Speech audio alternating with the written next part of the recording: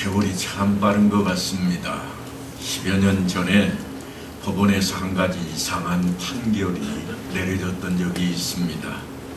한 사람이 우리나라에 들어오고 싶어서 비자 발급을 요청했는데 그것이 취소되었습니다. 그러자 그 사람이 법원에다가 사증 발급 거부 처분 취소 소송이라 하는 소송을 냈습니다. 그런데 법원이 그걸 받아서 기각해버리고 말았습니다. 무슨 말씀인가 하면 당신은 우리나라에 발을 들여놓을 수 없습니다 하는 판결을 내린 것입니다. 그렇게 되면 어떻게 되는가 하면 그 사람은 우리나라에 비행장까지는 들어올 수 있지만 그 울타리를 넘어서 나올 수 없게 되어버립니다. 흔히 비자라고 하는 이 사증이 뭔가 하면 외국인이 그 나라에 입국할 수 있음을 인정하는 입국 허가 확인을 의미하는 그러한 서류입니다. 그러니까 우리가 외국 여행을 가거나 할 때는 반드시 이런 것들을 가지고 있어야 합니다. 물론 무비자로 가는 곳들이 있습니다. 하지만 거부당한 사람에게는 무비자도 허락이 되지를 않습니다. 그러니까 허락된 사람만 그 여권을 가지고 그 나라에 들어가게 되고, 들어갈 때 허락받은 사람일지라도 도장을 반드시 찍습니다. 며칠날 들어온 것을 확인했다. 그리고 나갈 때도 또다시 도장을 하나 더 찍습니다. 며칠 후로 이 사람은 더 이상 이곳에 머물 수 없다고 하는 그러한 도장입니다. 그러니까 이 여권은 대단히 중요한 것으로 외국 나갈 때 사증을 발급받는 그러한 작용을 하곤 합니다. 여러분 혹시 가수로 일했던 유승준이라는 이름을 기억하십니까? 한때 신앙심이 매우 깊어서 연예인으로서 청소년들 가운데 우상이 되었던 인물입니다. 무슨 일을 하든지 그는 기도로 시작했고, 또한 아무리 바빠도 교회를 순회하며 청소년들에게 예수를 잘 믿는 신앙의 본을 보여주는 데 큰 역할을 했던 인물입니다. 마약과 퇴폐로 얼룩진 연예계에서도 얼마든지 하나님께 영광을 돌리며 일할 수 있는 소망을 청소년들에게 보여주었습니다. 그는 적어도 20여 년 전만 해도 한국 가요계를 휩쓸 정도로 인기가 아주 있는 그러한 젊은이였습니다. 그런데 그런 그가 어느 날 사라집니다. 군입대를 앞두고 해외 공연을 빌미로 해서 한국을 떠났고, 미국에서 시민권을 획득하고는 우리나라에 군입대를 거부하고 들어오지를 않았던 적이 있습니다. 그가 끝내는 이제 우리나라 조국으로부터 입국을 거부당하는 사람이 되어버리고 말았습니다. 아직도 종종 한 번쯤 이렇게 그 사람의 기사가 들어오곤 합니다. 어떻게 들어오는가 하면 이제 나이가 많아가지고 군대 갈 그러한 때가 아닌데 적어도 50줄 가까이 들어섰을 겁니다. 그런데 그가 공항까지 왔다가 더 이상 발도 못 붙이고 되돌아갔다고 하는 그런 기사들입니다. 하나님께서 그에게 주신 좋은 은사를 그는 이 땅에서 펼칠 기회를 놓쳐버리고 말았습니다. 장애물을 넘지 못하고 기회를 상실하게 된 것입니다. 안타깝게도 하나님께서 그에게 보여준 꿈을 그는 온전히 성취하지 못한 그런 자가 되었다고 하는 겁니다. 만약 그가 군 입대하는 병역의 의무를 수행했더라면 어찌 되었을까요? 아마도 우리 기독교계의 귀한 모습으로 원로의 자리에 들어섰을지도 모르겠습니다. 젊은 나이이지만 그 정도로 영향력이 있는 인물이었습니다. 하지만 하나님의 계획과 그 꿈을 그는 중도에 포기해버리고 만 그러한 대표적인 인물이 되고 말았습니다. 그 사람이 가진 능력이나 인격으로 볼 때 훨씬 많은 일을 할 수 있는 지도자감이었는데도 불구하고 다른 사람보다 더 못한 자리에 들어서 버리고 만 겁니다. 하나님께서는 우리 한 사람 한 사람마다 은사를 허락하시고 특별한 계획을 가지시고 우리를 일터로 내보내십니다. 우리에게 허락하신 꿈을 우리로 하여금 이루어갈 수 있도록 늘 은혜를 베푸신다고 하는 것입니다. 요엘 선지자가 그 이야기를 이렇게 꺼냅니다. 내가 내 영을 만민에게 부어주리니 너희 자녀들이 장래 일을 말할 것이며 너희 늙은이는 꿈을 꾸며 너희 젊은이는 이상을 볼 것이며 그때에 내가 또 내 영을 남종과 여종에게 부어줄 것이라. 하나님께서 우리에게 허락하신 그 꿈을 바라보는 데에는 남녀노소가 따로 없습니다. 누구라도 문제가 되지 않습니다. 물론 그 꿈을 바라보고 가는 길에는 여러 가지 장애물들이 있을 겁니다. 첫 번째로 다가오는 장애물은 어려운 난관에 봉착하기도 한다고 하는 겁니다. 어려운 일을 만나게 됩니다. 모세가 가나안 땅에 12명의 정탐꾼을 침투시켰습니다. 젖과 꿀이 흐르는 땅을 정탐하게 했던 것입니다. 그들이 보고 돌아와서 과연 젖과 꿀이 흐르는 땅이라. 하지만 성곽이 튼튼하고 그 땅에 사는 거민들이 장대하다 하는 것을 보고 왔노라고 보고합니다.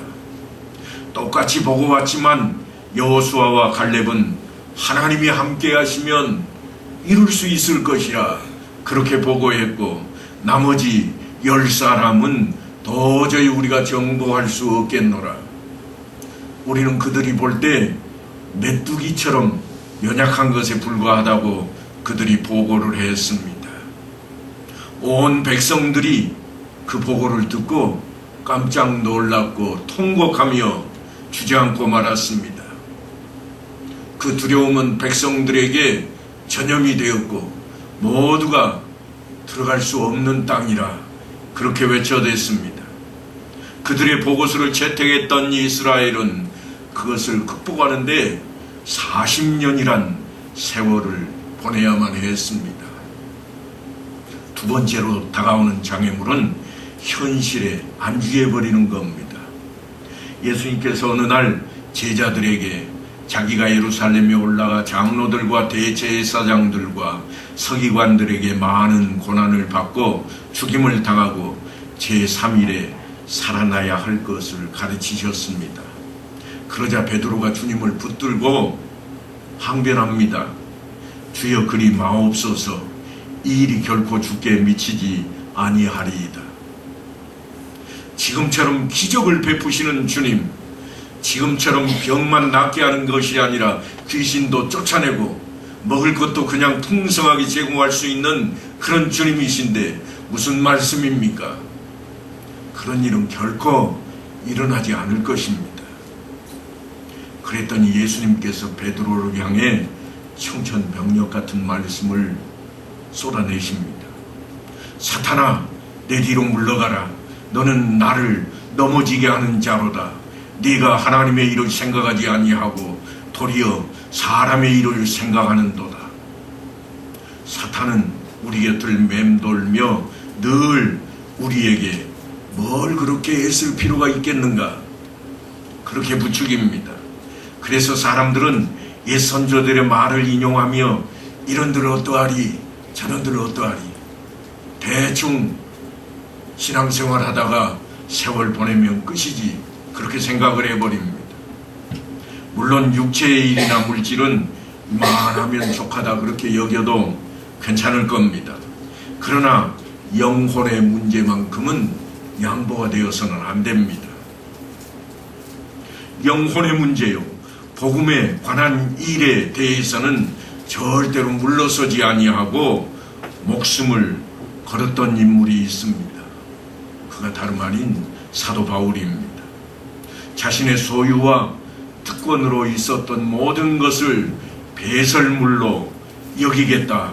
그는 그렇게 이야기하며, 그러나 영혼을 구원하는 일, 복음을 증거하는 일에는 내가 목숨도 아끼지 않겠다고 외쳤던 그런 자리였습니다. 세 번째로 다가오는 장애물은 이기적으로 자기 자신만을 생각하는 겁니다. 나만 괜찮으면 돼. 오늘은 그 이야기를 좀 하려고 합니다. 본문에 등장하는 르벤과 갓 지파의 그 모습, 그들이 보여준 태도가 바로 그와 같다 할 것입니다. 르벤 자손과 갓 자손은 심히 많은 가축대를 가졌더라. 그들이 야셀 땅과 길르앗 땅을 본즉 그곳은 목축할 만한 장소인지라. 푸른 초장이 이어지고 굽이쳐 흐르는 강물이 있습니다. 그걸 보자 그들은 모세에게 이렇게 청원합니다. 우리가 만일 당신에게 은혜를 입었으면 이 땅을 당신의 종들에게 그들의 소유로 주시고 우리에게 요단강을 건너지 않게 하소서. 지금 이스라엘의 형편이 어떤가 하면 40년 동안의 광야 생활을 마치고 이제 막 젖과 꿀이 흐르는 땅, 가나안 땅으로 들어가려고 하는 그런 찰나입니다. 오랜만에 요단 동편에서 전쟁을 치렀는데 승승장구했습니다. 막강한 나라들, 그것들을 다 쳐부쉈습니다. 그리고 힘이 아주 샘솟는 그러한 때입니다. 그런데 지금 그 찰나에 르벤 자손과 갓 자손이 제동을 걸고 나옵니다. 하나님의 계획에 브레이크를 건 겁니다. 그들에게는 가축이 많았습니다. 그래서 그 땅을 자신들에게 달라는 겁니다. 가축을 키우기에 너무나도 좋아 보였습니다. 지금까지 이스라엘 백성 모두가 힘을 합쳐서 싸웠고 하나님의 도움으로 차지해 왔습니다. 그런데 그 땅을 자신들에게 달라. 우리는 여기서 이제 차지한 이 땅에서 평안히 보내고 싶다고 하는 겁니다. 지금 건너가야 할 땅, 그 가나안 땅은 예전에 정탐꾼들이 거기를 보고 와서 뭐라고 전했는가 하면 사람이, 장신이, 기골이 아주 어마어마한 자들이 많은 땅이라, 성벽이 아주 높고 튼튼한 땅이라, 그래서 우리는 메뚜기처럼 보일 것이라 그렇게 보고했던 땅입니다. 거기를 들어가기로 다 작정을 했고 이제는 그럴 만한 힘이 생겼는데 이 두 지파가 우리는 거기 안 갔으면 좋겠다. 우리는 안 가고 여기 차지한 땅 이미 적은 다 무찔러 버렸고 성읍도 차지했으니 우리는 여기에 머물고 싶다고 그렇게 외치고 있는 것입니다. 이 땅을 당신의 종들에게 그들의 소유로 주시고 우리에게 요단강을 건너지 않게 하소서. 르벤은요 사실은 큰아들입니다. 우리가 흔히 주장하는 장자 지파입니다. 맏아들에게는 가문을 대표하고 모든 일에 앞장서야 할 그런 위치에 있는 자리입니다. 그런데 이기적으로 자신들의 안녕과 사는데 편한 것만 추구하느라고 하나님께서 허락하신 가나안 땅, 그걸 포기하겠다고 하는 겁니다. 그냥 포기하는 걸로 끝나지 않습니다. 다른 사람들의 사기도 다 무너뜨려 버리는 자리입니다. 그래서 모세가 그들을 책망합니다. 너희 형제들은 싸우러 가거늘 너희는 여기 앉아 있고자 하느냐? 너희가 어찌하여 이스라엘 자손에게 낙심하게 하여서 여호와께서 그들에게 주신 땅으로 건너갈 수 없게 하려느냐? 아무것도 아닌 것 같지만 이것은 한 집안의 문제가 아니라 이스라엘 전체에 영향을 끼치는 모두를 주저앉게 만드는 그러한 말이 되고 말았습니다. 이와 같이 하나님의 계획과 하나님께서 우리에게 주시는 꿈을 파괴하고 그 가치를 잠식시키는 일들이 이기적으로 자기 자신만을 생각하는 사람들에 의해서 종종 벌어지곤 합니다. 처음에는 아주 작은 일이었을 겁니다. 사소한 일로부터 시작되는 겁니다. 모든 일을 계획하고 그렇게 하는 것이 아닙니다. 자신도 모르는 사이에 그렇게 되어버립니다. 루벤 자손과 갓 자손이 의도적으로 그렇게 한 일이라 사실 그러지 않을 수도 있습니다. 베드로나 아니 우리와 함께 이 땅에 거주했던 유승준 씨가 의도적으로 그렇게 한 것은 아닐 겁니다. 자신도 모르는 사이에 그렇게 되고 말았습니다. 그래도 된다고 생각을 했습니다. 그것이 옳다고 생각한 겁니다. 나만 편하면 된다고 생각을 했습니다. 내 생각만 옳다고 생각을 했습니다. 신약 성경에 등장하는 바리새인들이 있는데 그들은 자신들이 누구보다도 옳다고 주장했던, 아니 그걸 굳게 믿었던 사람들입니다. 하지만 그들은 많은 사람들을 실망시켰습니다. 이스라엘 전체를 낙담으로 몰고 갔던 인물들입니다. 결국은 그들에 의해서 예수님은 십자가에 못 박히게 되었고 하나님의 구원 계획에 있어서 그들은 해방자가 되어버리고 말았습니다. 루벤 자손과 갓 자손은 40년 동안이나 광야 생활을 하였음에도 가축들이 아주 많았다 성경에 그럽니다. 그러니까 하나님의 은혜요 축복입니다. 그런데 그들은 많은 것을 받았음에도 하나님께서 주신 은혜로 그렇게 여기지를 못했습니다. 감사하는 자리가 아니라 하나님께 주신 그 꿈이 흔들리는 자리로 백성들을 붙들어가고 있습니다. 하나님의 약속을 저버리고 젖과 꿀이 흐르는 가나안 땅에서 시작될 정복 전쟁에 참가하는 것을 싫어했습니다. 이제는 그만 싸우자.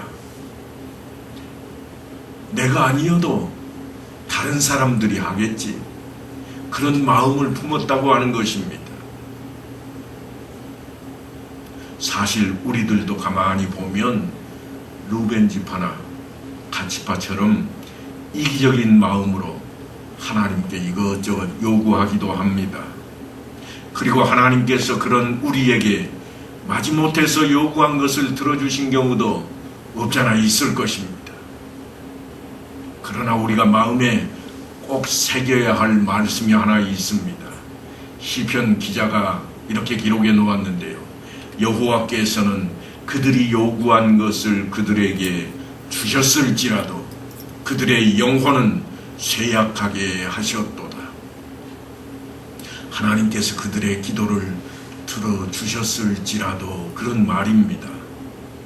하나님 뜻대로가 아닌 내 뜻대로 계속해서 구하면 하나님께서 마지못해서 들어주신 일도 생길 것이라 시편 기자는 그렇게 이야기합니다. 그렇다면 루벤 자손과 갓 자손은 자신들의 뜻대로 구하였는데 어떻게 됐을까요? 결국은 루벤 지파와 갓 지파는 그 땅을 차지합니다. 요단강 동편에 있는 땅을 차지하고 거기서 목축업을 하게 되는데요. 하지만 그들은 끊임없이 이방 민족의 침략을 받게 되었고 끝내는 우상 숭배로 가득한 폐역의 땅이 되어버리고 맙니다. 역대상에 보면 이렇게 그들의 이야기를 기록해 놓았습니다. 그들이 그들의 조상들의 하나님께 범죄하여 하나님이 그들 앞에서 멸하신 그 땅 백성의 신들을 간음하듯 섬긴지라. 이것은 참으로 치욕스러운 그런 표현입니다. 그러다가 결국은 그들은 포악한 아수르에 의해서 참혹하게 멸망을 당해버리고 맙니다. 이스라엘 하나님이 아수르 왕 불에 마음을 일으키시며 아스루 왕 디글랏 빌레셀의 마음을 일으키심에 곧 르벤과 갓과 므낫세의 반지파를 사로잡아 할라와 하볼과 하라와 고산강 가에 옮긴지라. 그들이 차지했던 땅까지 빼앗겨버리고 말았습니다. 삶의 터전을 송두리째 빼앗겨버린 자리가 되고 말았습니다. 시편 기자의 외침을 우리는 가벼이 여겨서는 안 될 것입니다. 하나님이 그들의 소원을 들으셨을지라도, 그들의 기도를 들어 응답하셨을지라도 하나님께서 그들의 영혼을 끝까지 붙드시지 아니하실 것이라. 이것은 하나님의 약속을 외면한 당연한 결과였습니다. 마치 아브라함과 함께했던 롯의 형편과 같은 모습입니다. 롯이 눈을 들어 요단 지역을 바라본즉 소알까지 온 땅에 물이 넉넉하니 여호와께서 소돔과 고모라를 멸하시기 전이었으므로 여호와의 동산 같고 애굽 땅과 같았더라. 롯이 보기에 소돔과 고모라는 에덴 동산 같은 그런 땅이었습니다. 그저 겉으로 드러난 모습에 매료되었고 혹하여 그곳으로 들어갔는데 그 땅은 하나님의 심판이 가장 먼저 임했던 그 땅이 되어버리고 말았습니다.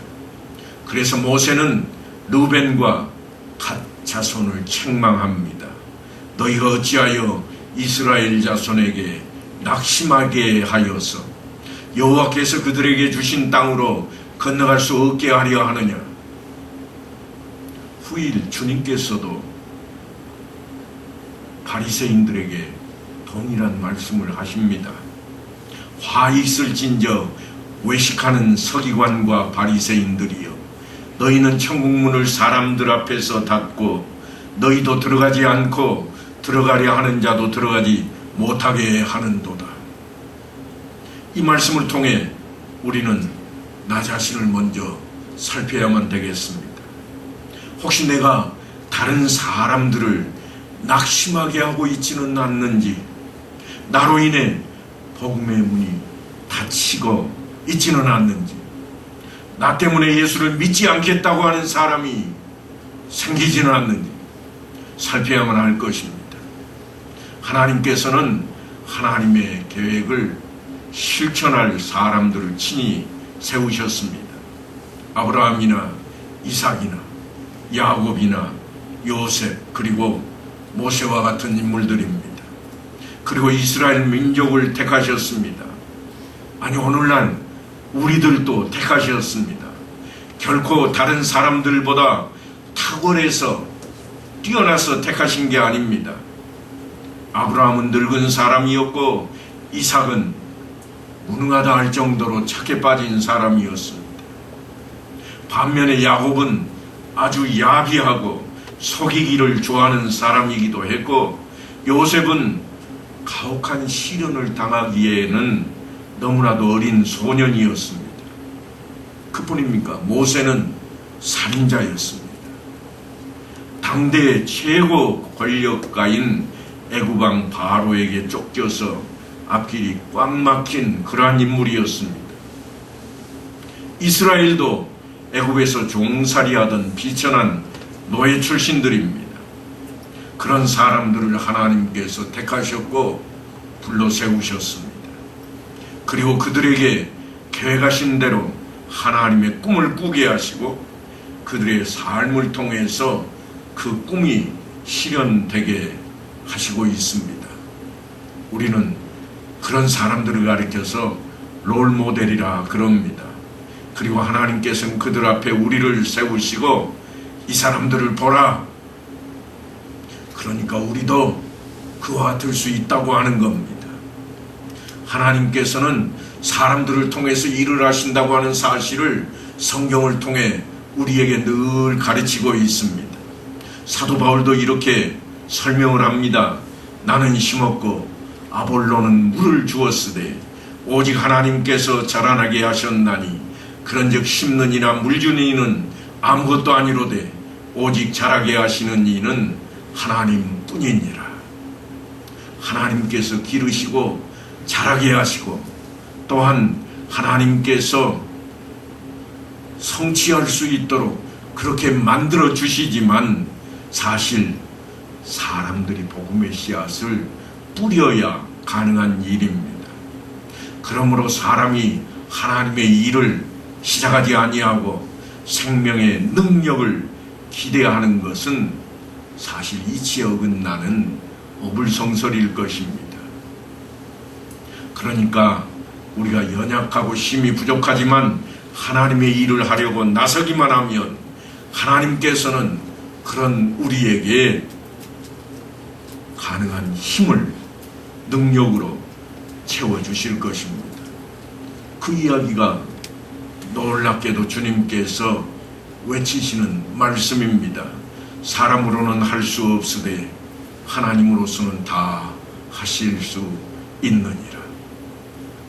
그러므로 우리는 하나님 앞에 택하심을 받은 자답게 살아가야만 하겠습니다. 우리를 향하여 세우신 하나님의 계획과 그 꿈을 이루어 나가는 자리에 우리가 있어야만 하겠습니다. 그러니까 아무리 어려운 난관에 봉착할지라도 하나님의 뜻을 구하고 맡기고 나가야 된다고 하는 겁니다. 결국 현실에 안주해서는 안 될 것이요 무사한이라는 생각으로 우리의 믿음을 무너뜨리게 해서도 안 될 것입니다. 가장 무서운 것은 자기 자신만 괜찮으면 된다고 하는 이기적인 생각입니다. 오늘 우리는 르우벤 자손과 갓 자손에 대한 이야기를 살펴보았습니다. 모세가 그들을 향해서 너희 형제들은 싸우러 가거늘 너희는 여기 앉아 있고자 하느냐? 너희가 어찌하여 이스라엘 자손에게 낙심하게 하여서 여호와께서 그들에게 주신 땅으로 건너갈 수 없게 하려 하느냐? 하고 책망한 것처럼 혹시라도 내가 다른 사람들을 낙심하게 하고 있지는 않는지, 주님의 복음을 전하는 일에 내가 걸림돌이 되지는 않는지 수시로 살펴보아야만 되겠습니다. 그래서 이 한 주간에도 하나님께서 우리를 향해 계획하시고 준비하신 그 허락하신 꿈을 부여잡고 하나님의 일을 하나님의 뜻에 합하게 이루어 나가는 성도들의 삶이 다 되기를 간절히 축원합니다.